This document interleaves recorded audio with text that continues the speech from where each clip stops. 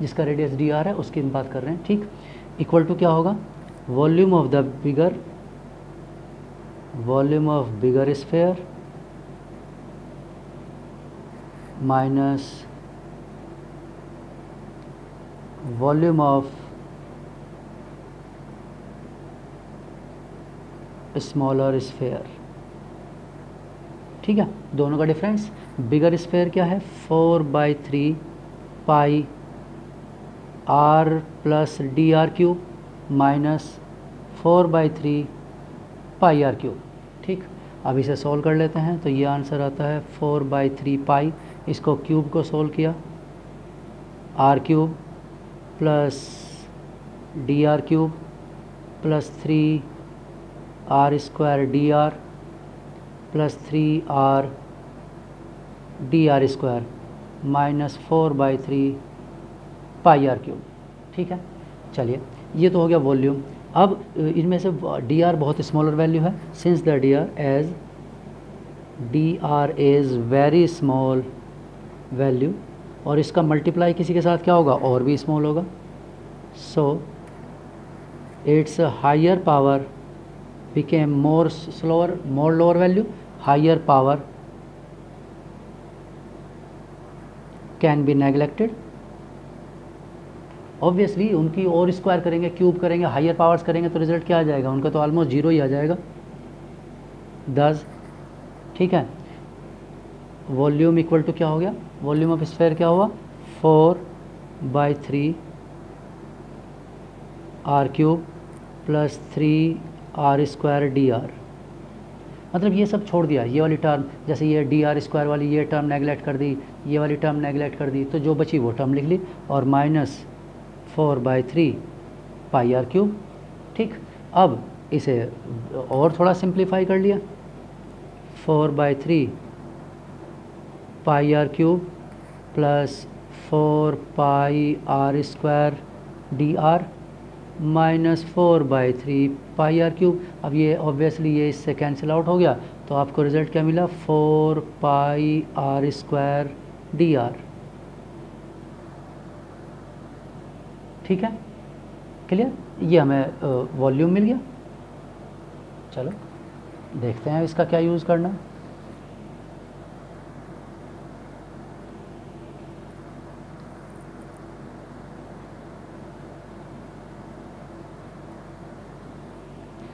तो हम बात करते हैं किसकी, रेडियल डिस्ट्रीब्यूशन फंक्शन की, या रेडियल प्रोबेबिलिटी फंक्शन, ठीक है। रेडियल प्रोबेबिलिटी फंक्शन दस रेडियल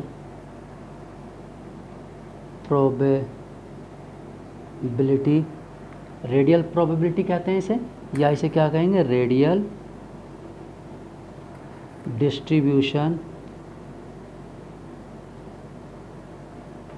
डिस्ट्रीब्यूशन फंक्शन, ठीक है, या इसे रेडियल प्रोबेबिलिटी फंक्शन भी कह देते हैं, और रेडियल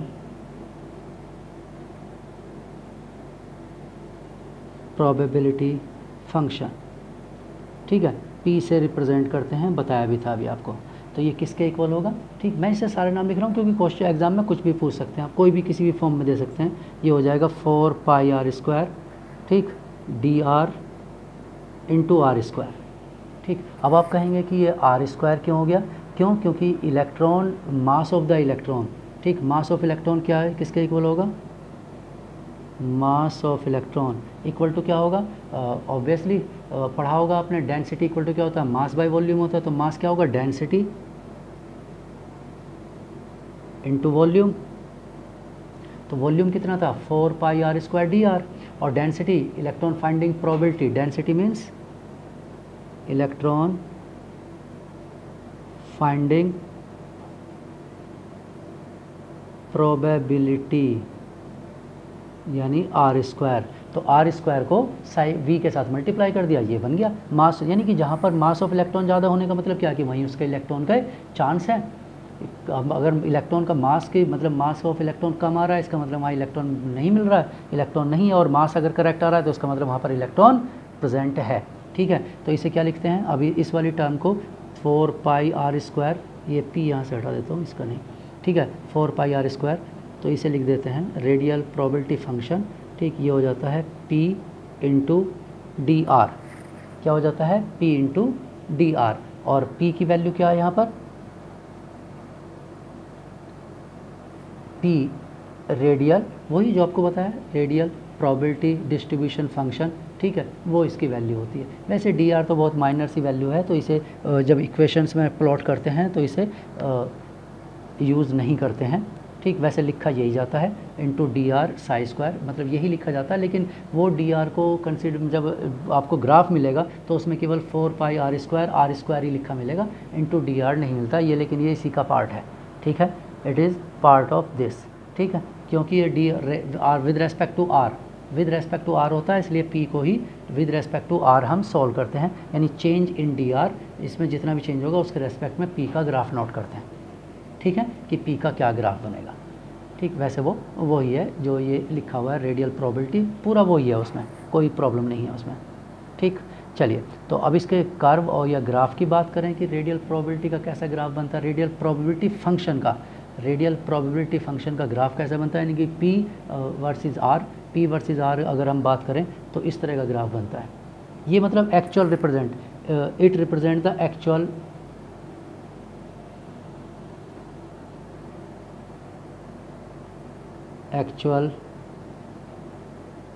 रिप्रेजेंटेशन ऑफ इलेक्ट्रॉन, ये इलेक्ट्रॉन का एक्चुअल रिप्रेजेंटेशन होता है। अभी तक तो सिर्फ प्रोबेबिलिटी मैथमेटिकल चल रहा था, अब ये एक्चुअल रिप्रेजेंटेशन होता है। ठीक, जैसे अगर हम ग्राफ बात करें किसके लिए, 1s के लिए बात करें, फॉर 1s ग्राफ ड्रॉ कर लेते हैं।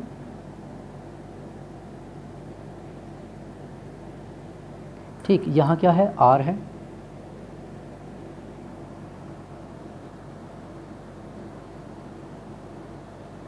ठीक है, और ये यहाँ है 1s, ठीक, मतलब 1s के लिए, और यहाँ क्या है 4πr² साई स्क्वायर, या ऐसा लिखा होगा 4πr², या लिखा होगा p, इनमें से कोई भी लिखा होता है, यानी p with respect to r d, क्योंकि डी आर वेरिएबल है, तो वेरिएबल के रेस्पेक्ट में p का कैसा ग्राफ बनेगा, तो p इधर है, r वेरिएबल है इधर, तो इसका ग्राफ किस तरह का बनेगा, तो इसका ग्राफ इस तरह से आता है, ये एक्चुअल वैल्यू को शो करता है, यानी एक्चुअली ये न्यूक्लियस है, न्यूक्लियस पर कोई इलेक्ट्रॉन नहीं मिलता हमें, और जैसे जैसे हम न्यूक्लियस से दूर जाते हैं इलेक्ट्रॉन मिलने का चांस बढ़ता है, और एक पॉइंट पर आकर वो मैक्सिमम, और उसके बाद फिर वो मिनिमम, और फिर वो आगे जाकर ज़ीरो। ठीक है, तो ये जो मैक्सिमम हाइट है इसकी, मैक्सिमम पीक है, it is the position of orbital, ये पोजीशन ऑफ ऑर्बिटल को शो करता है। ठीक, तो अगर हम हाइड्रोजन के लिए इसे सॉल्व करते हैं फॉर हाइड्रोजन एटम, तो ये जो फर्स्ट 1s है हाइड्रोजन के लिए, यहाँ एग्जैक्टली ये जो हाईएस्ट मैक्सिमम पीक होगी, ये मैक्सिमम पीक क्या बताएगी, इसका एक्चुअल पोजीशन ऑफ इलेक्ट्रॉन। ठीक है, the maximum in the curve correspond to the distance at which the probability of electron finding electron is maxima. ठीक है, यानी कि ये जो मैक्सिमा बना है किसी का भी, ये जो मैक्सिमा है, ठीक है, ये है मैक्सिमा। ठीक, ये मैक्सिमा या जो कर्व की जो हाइट होती है, मैक्सिमा ऑफ कर्व, ठीक, ये क्या रिप्रेजेंट करता है, मैक्सिमम इलेक्ट्रॉन फाइंडिंग प्रोबेबिलिटी। ठीक है, clear, probability of finding the electron is maximum.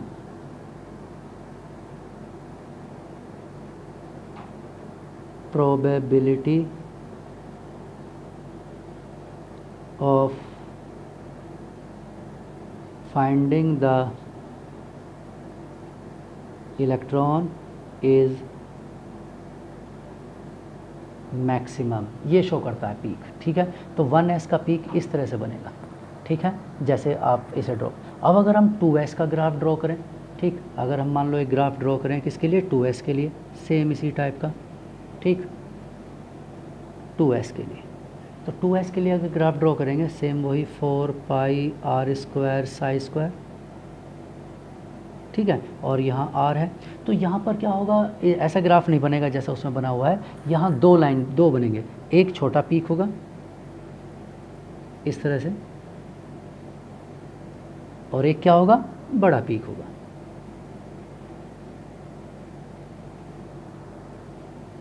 इस तरह से ये होता है, ये 2s के लिए, ठीक। और मैक्सिमा कहाँ है, मैक्सिमा यहाँ है, तो ये मैक्सिमा ही क्या करेगा, 2s के इलेक्ट्रॉन, यानी इस प्लेस पर 2s की इलेक्ट्रॉन फाइंडिंग प्रोबेबिलिटी क्या होगी, मैक्सिमम, यानी 2s ऑर्बिटल यहाँ पर होगा इस तरह से। तो ये दो बने। इसमें उल्टा होता है, इसमें पीक जैसे जैसे राइट की तरफ चलेंगे, जैसे 3s की बात करेंगे तो 3 पीक बनेंगे और राइट वाला बड़ा पीक होगा, इस तरह से होता है।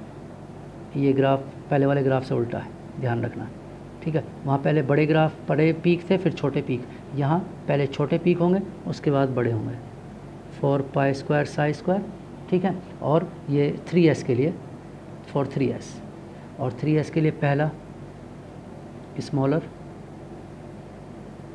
सेकंड वन उससे लार्जर, ठीक है। नॉट ऑन द स्केल, मैं स्केल के अकॉर्डिंग नहीं बना रहा हूँ, मैं तो ऐसे रफली बना रहा हूँ। और थर्ड वन इससे भी हाइयर होगा।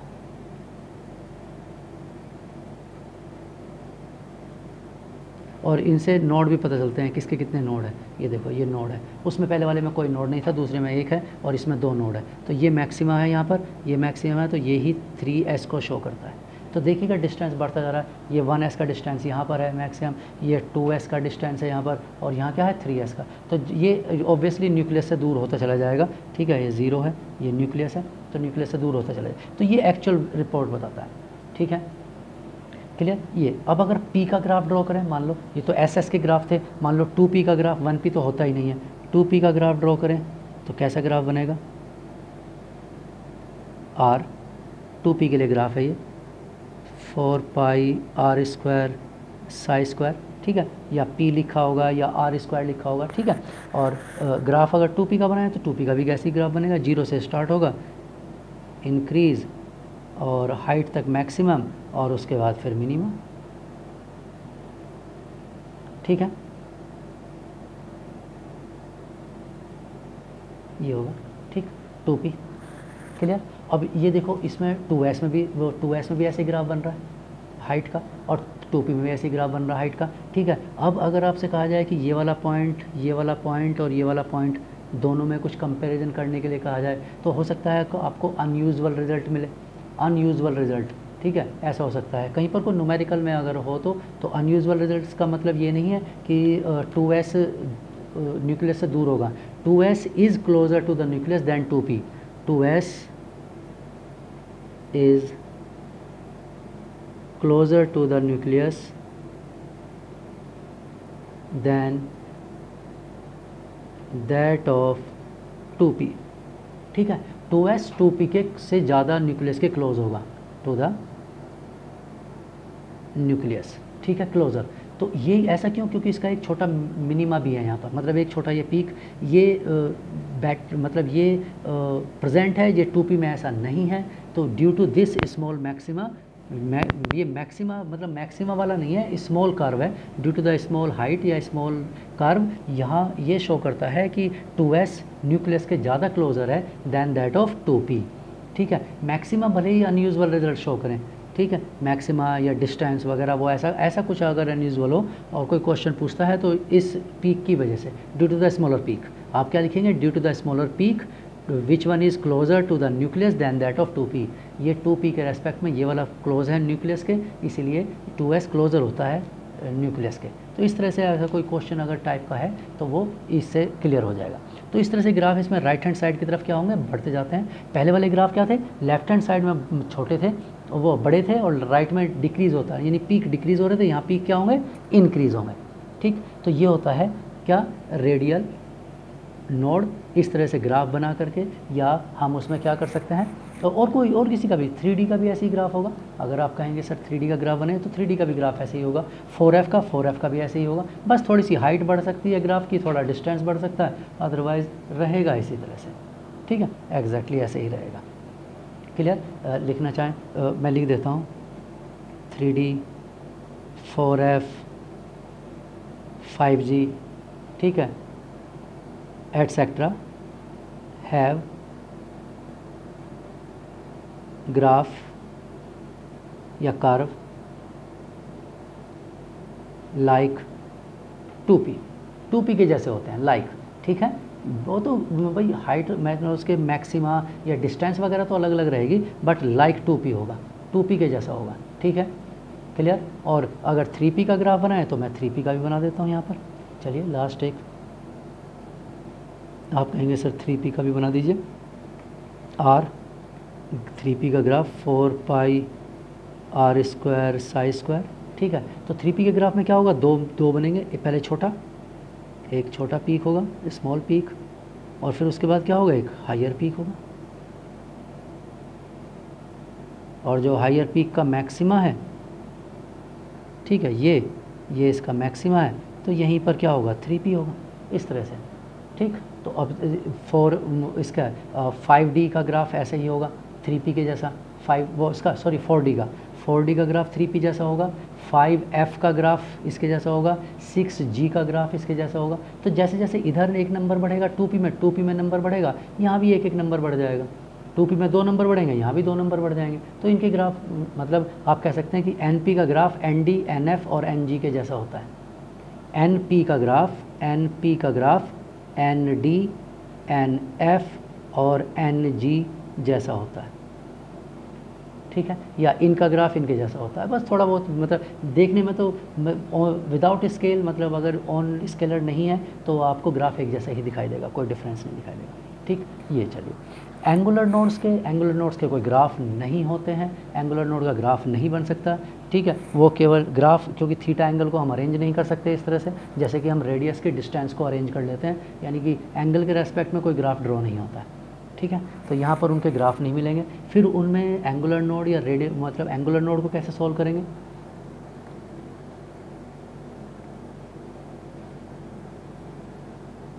एंगुलर नोड्स, ठीक है। पहले हम बात करते हैं एस सब शेल की बात करते हैं, ठीक है। अब हम एंगुलर नोड की बात कर रहे हैं, इसका प्रिंसिपल क्वांटम नंबर से कोई मतलब नहीं है, NS की बात करते हैं। तो एंगुलर नोड फॉर NS मतलब जैसे 1S है, 2S है, 3S 4S एटसेट्रा, कोई भी S है, ठीक है। तो इसके लिए एंगुलर नोड किसके इक्वल होगा, L, और L की वैल्यू क्या होती है 0, यानी इसमें कोई भी एंगुलर नोड नहीं होगा। एंगुलर नोड का मतलब यहाँ नोडल प्लेन है, angular node means nodal plane,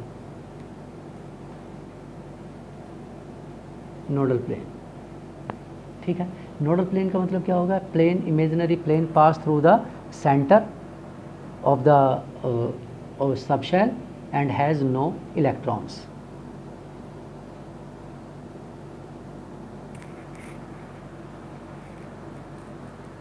artificial या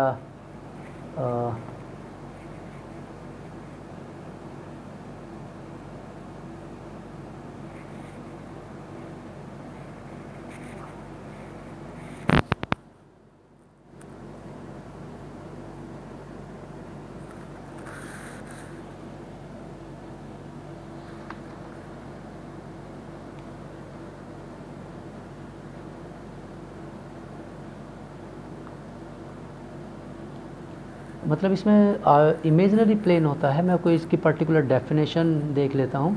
वैसे तो मुझे पता है कि मतलब हम उसे लिख लेंगे, लेकिन अगर डेफिनेशन मिल जाए तो ज़्यादा बेटर है।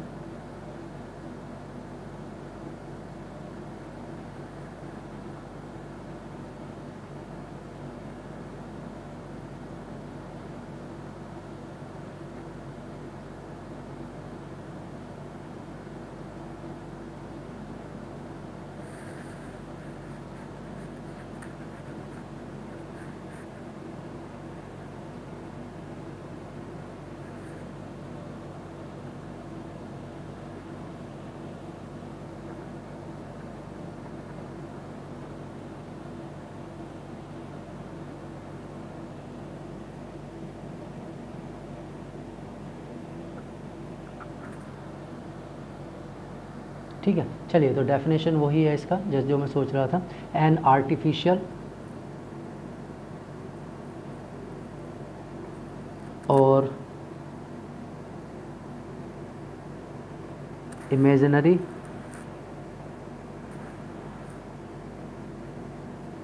plane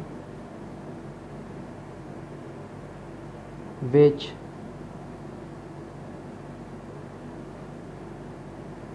passed through the center of subshell और ऑर्बिटल। ठीक है, ऑर्बिटल की ही बात करते हैं, सबशेल वैसे एस के लिए तो सबशेल और ऑर्बिटल वही है, मैंने उसके लिए लिखा था, पर छोड़ो वो एक के लिए क्यों चेंज करना, तो ऑर्बिटल लिखो। Through the centre of the orbitals या ऑर्बिटल, ठीक है, and have zero electron finding probability.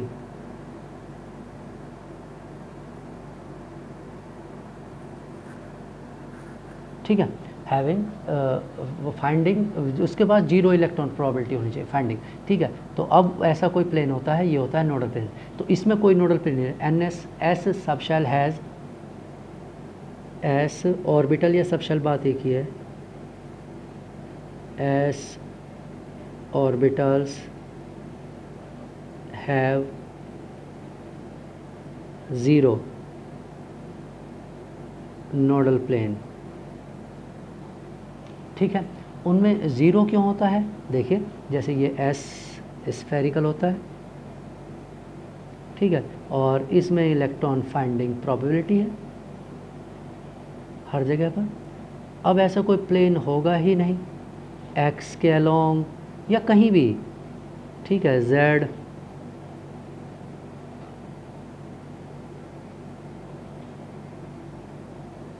या वाई, ठीक है, कहीं से भी देख लीजिए आप, हर जगह कहीं से भी पास करेंगे हमेशा क्या मिलेगा आपको, इलेक्ट्रॉन मिलेगा। इसमें कुछ, इसलिए इसमें कुछ नहीं होता है। ठीक है, चलिए अब हम बात करते हैं किसकी, जैसे हमने, मैं सिर्फ एक दो ही समझाऊंगा, ठीक है, ज़्यादा नहीं।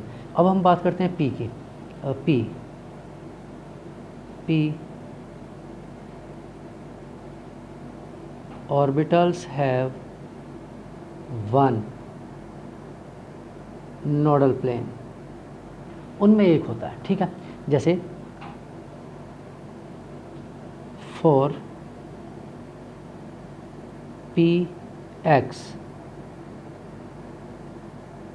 ऑर्बिटल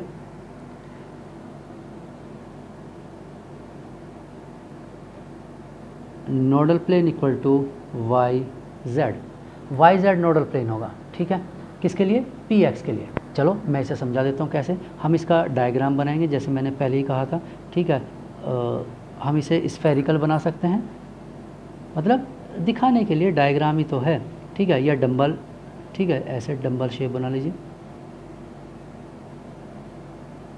चलिए, ये इलेक्ट्रॉन फाइंडिंग प्रोबेबिलिटी है एक, ठीक है, और दूसरा इसी तरह से।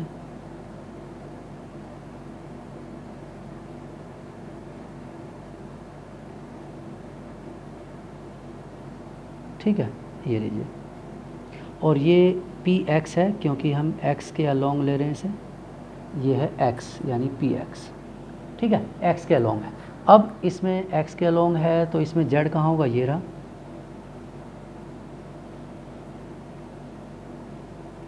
ये जेड है। ठीक है, और वाई कहाँ है, वाई यहाँ है।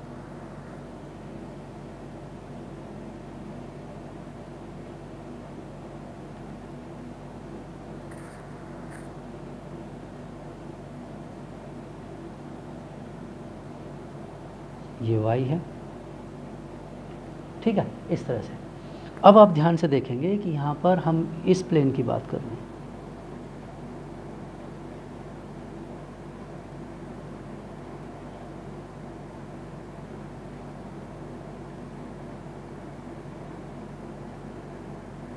हम इस प्लेन की बात कर रहे हैं, वाई जेड प्लेन में कोई भी इलेक्ट्रॉन प्रेजेंट नहीं होगा। आप इसके थ्रू जाइए, आपको इलेक्ट्रॉन नहीं मिलेंगे। लेकिन अगर आप एक्स को टच करते हुए जाएंगे, एक्स को इंक्लूड करेंगे, एक्स वाई या एक्स जेड के थ्रू जाएंगे, अलोंग टू एक्स जेड या along to y z, along to x z जाएंगे तो वहाँ इलेक्ट्रॉन आपको मिलेगा। लेकिन आप वाई जेड के थ्रू जाएंगे तो इलेक्ट्रॉन नहीं मिलेगा। ठीक इसी तरह से किसकी बात करें, अगर हम p for example for p y orbital की बात करें, ये पी एक्स पी वाई, तो नोडल प्लेन कहाँ होगा, नोडल प्लेन होगा एक्स जेड होगा। And for p z orbital nodal plane क्या होगा, एक्स वाई। ठीक है, ये इस तरह से होगा। अब जैसे वाई की बात कर रहे हैं तो वाई के अलोंग बनाएंगे हम इसे। ठीक, वाई के अलोंग ये हमारा एक्स, ये जेड और ये हमारा वाई है, तो हम इसे ऐसे ड्रॉ करेंगे। ठीक है,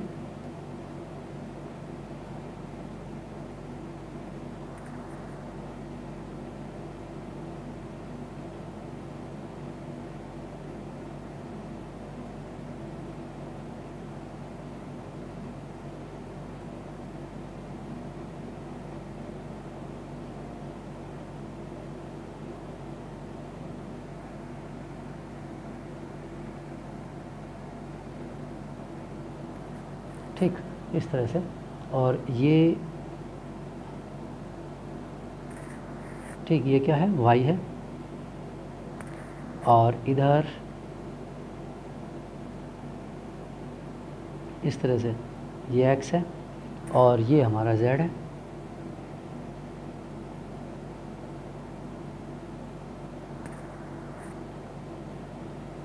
ठीक है, जेड। अब हमें किसके अलोंग जाना है, हमें वाई के नहीं, एक्स जेड। ये देखो, इस प्लेन के अलोंग अगर हम मूव करेंगे एक्स जेड तो हमें इलेक्ट्रॉन्स नहीं मिलेंगे।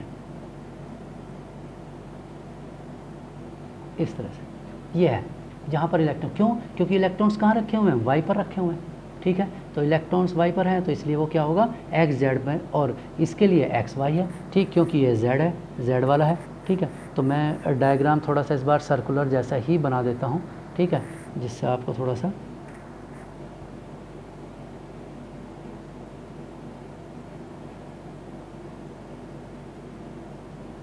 ऑलमोस्ट, ठीक है, समझाने के लिए।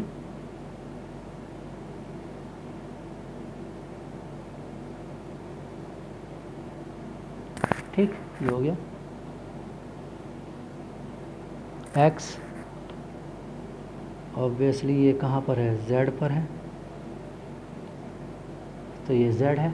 ठीक, और ये y,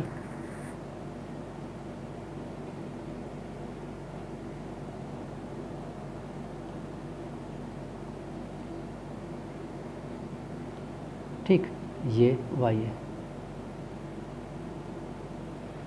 ठीक है, और अब हमें क्या लेना है, एक्स वाई, ये वाला प्लेन लेना है।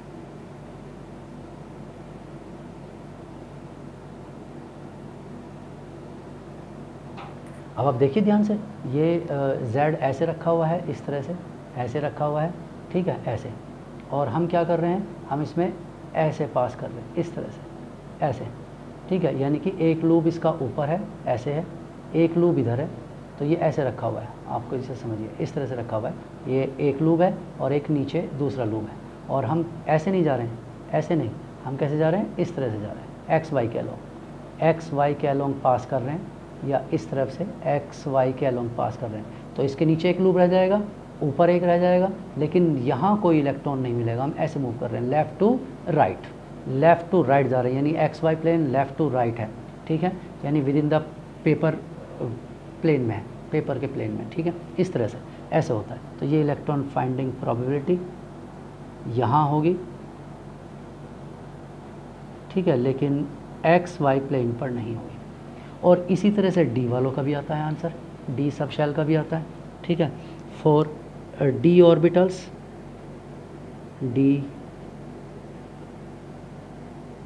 orbitals have 2, ऑब्वियसली उनका 2 आंसर आएगा, l की वैल्यू 2 है, 2 नोडल प्लेन, उनके 2 नोडल प्लेन होते हैं, ठीक है। जैसे हम एग्जांपल की बात करें dxy, ठीक है, क्या होगा, नोडल प्लेन कौन कौन से होंगे, यानी x और y के बीच में है ये, यानी कि हमारे पास x और y के बीच में नहीं जाना है, xz एंड yz, आप इन बिटवीन x y नहीं जाएंगे, आप xz को सेलेक्ट कर लीजिए, yz को सेलेक्ट कर लीजिए, कोई प्रॉब्लम नहीं। dxz है तो नोडल प्लेन क्या होंगे, xz छोड़ दीजिए, xy ले सकते हैं, yz ले सकते हैं, ठीक है। आप yz, आप इसमें yz को छोड़ दीजिए, xy ले सकते हैं या xz ले सकते हैं। आप x square dash y square को ले लीजिए, तो ये तो एग्जैक्टली x और y पर होता है, x और y पर डायग्राम देख लेना एक बार, x y पर होता है, तो यहाँ पर क्या होगा, in between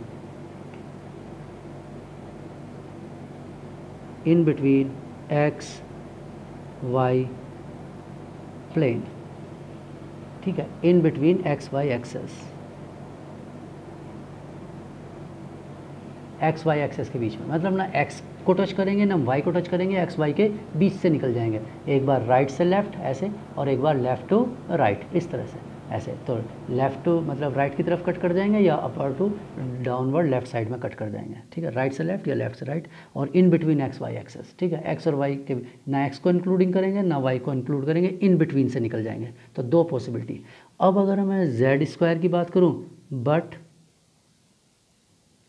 dz square has 0 nodal plane, ठीक है, उसमें 0 नोडल प्लेन क्यों होता है, क्यों, because electron surround the centre, because one ऐसा लिखता है, because loops of one dumbbell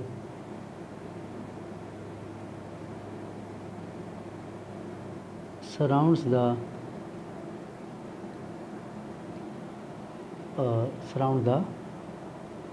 centre, और सेंटर से ही पास होना है, तो इसके लिए कोई ऐसी जगह होगी ही नहीं जो सेंटर से होकर ना जाए, मतलब ये रखा हुआ है, ये है एक लूप और दूसरा इसके चारों ओर ऐसे रखा हुआ है सेंटर में, ठीक है, तो अगर हम इधर से जाएंगे तब भी इलेक्ट्रॉन, इधर से आते हैं तब भी इलेक्ट्रॉन, इधर से आते हैं तब भी इलेक्ट्रॉन, इधर से आते हैं तब भी, ऊपर से जाते हैं तब भी इलेक्ट्रॉन, तो वहाँ से तो है ये इलेक्ट्रॉन, मतलब हर तरफ से जिधर से भी हम ट्राई करते हैं हर तरफ इलेक्ट्रॉन मिलते हैं, इसलिए लिखवाया कि इसमें कोई भी 0 नोडल प्लेन होता है, ठीक है, लेकिन नोडल कौन होता है इसमें, इट हैज़ नोडल कौन, वो कोई नहीं पूछेगा आपसे कि नोडल कौन होता है या नहीं होता है, ठीक है, रेयर चांस, और अगर है तो मैंने वो लिखवा दिया है, इट हैज़ नोडल कौन, ठीक है, तो नोडल कौन इसमें होता है लेकिन नोडल प्लेन नहीं होता है, क्लियर। तो ये था प्लेन से रिलेटेड, यानी कि चैप्टर कंप्लीट। अब इसमें चैप्टर में छोटे मतलब एक जो सिलेबस आउट जो यूज़ है वो पीरियोडिक प्रॉपर्टीज़ में भी यूज़ होगा, उसे कहते हैं स्क्रीनिंग इफेक्ट, वो पीरियोडिक प्रॉपर्टीज़ का भी पार्ट है स्क्रीनिंग इफेक्ट, ठीक है, और स्क्रीनिंग इफेक्ट से ही रिलेटेड होता है शील्डिंग कांस्टेंट वगैरह, तो वो किसका पार्ट है, पीरियोडिक प्रॉपर्टीज़ का भी पार्ट है और एटॉमिक स्ट्रक्चर का भी पार्ट है, ठीक है, दोनों का ही पार्ट है। तो इसलिए हम क्या करेंगे, ये चैप्टर अब कंप्लीट समझेंगे और हम वो स्टडी करेंगे, तो उसे रीड करेंगे, तो रीड करने के बाद में हम उसे मैं समझाऊंगा, तो वो समझोगी सेकंड चैप्टर स्टार्ट हो गया, क्योंकि वो मेनली उसी में यूज़ होता है, स्क्रीनिंग इफेक्ट वगैरह जेड वगैरह वो सब उसी में, इफेक्टिव न्यूक्लियर चार्ज वो सब उसी में यूज़ होता है, इसमें आपका पीरियोडिक प्रॉपर्टीज़ में, ठीक है। तो ये चैप्टर कंप्लीट, ठीक है, डाउट्स बताना, इसके क्या डाउट्स हैं वो हम डिस्कस करेंगे, ठीक, ओके, गुड डे।